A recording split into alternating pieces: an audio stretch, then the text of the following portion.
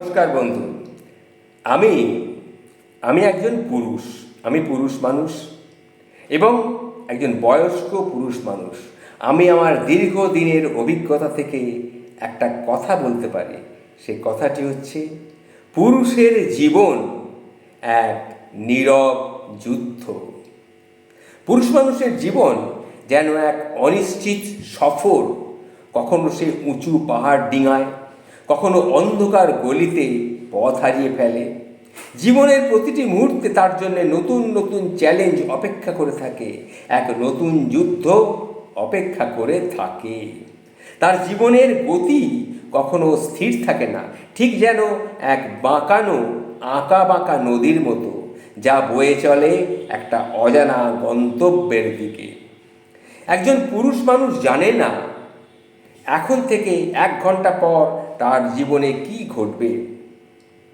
প্রিয় মানুষদের মুখে হাসি ফোটানোর জন্য সে প্রতিনিয়ত নিজেকে বিলিয়ে দেয়, নিজের স্বপ্নকে বিলিয়ে দেয়, নিজের ইচ্ছাকে বিলিয়ে দেয়, নিজের আরাম সব কিছু পুরুষ ত্যাগ করে।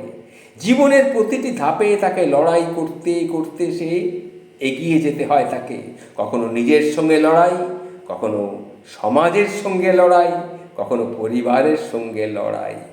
কিন্তু এই লড়াইয়ের কথা কেউ কিন্তু শোনে না।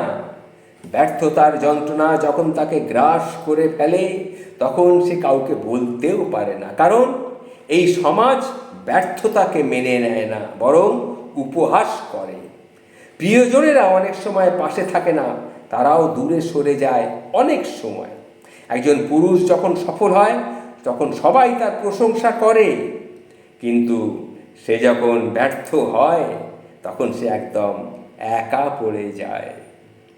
কিন্তু তবু সে হাল ছাড়ে না। শত কষ্ট, শত দুঃখ, শত হতাশার মাঝেও সে কিন্তু মুখে হাসিটাকে রেখে দেয়। ঠোঁটের কোণে হাসিটাকে সে পুরুষ ঝুলিয়ে রেখে দেয়।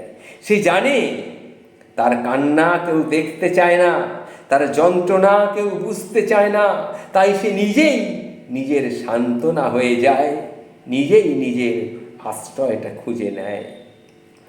পুরুষ মানুষের জীবন মানে নীরব সহ্য করার একটা গল্প।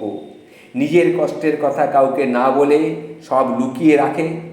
চারপাশের মানুষগুলোকে ভালো রাখার আপ্রাণ প্রচেষ্টা সে করে যায়। তার হাসির আড়ালে লুকিয়ে থাকে অজস্র অনেক না বলা কথা, লুকিয়ে থাকে চাপা কষ্ট ও বক্ত কান্না। কিন্তু কিন্তু সে জানে তার হাসিটাই একটা বড় ঢাল, যেটা দিয়ে সে নিজের ভালোবাসার মানুষদের রক্ষা করে, সুখে রাখতে পারে। হ্যাঁ, এটাই পুরুষ মানুষের জীবন, একটা নীরব যুদ্ধ। যে যুদ্ধের সৈনিক হয়েও সে কখনো নিজের অস্তিত্বের দাবি করে না। পুরুষ মানুষ অন্যের জন্যে কিন্তু বাঁচে, নিজের জন্যে বাঁচে না।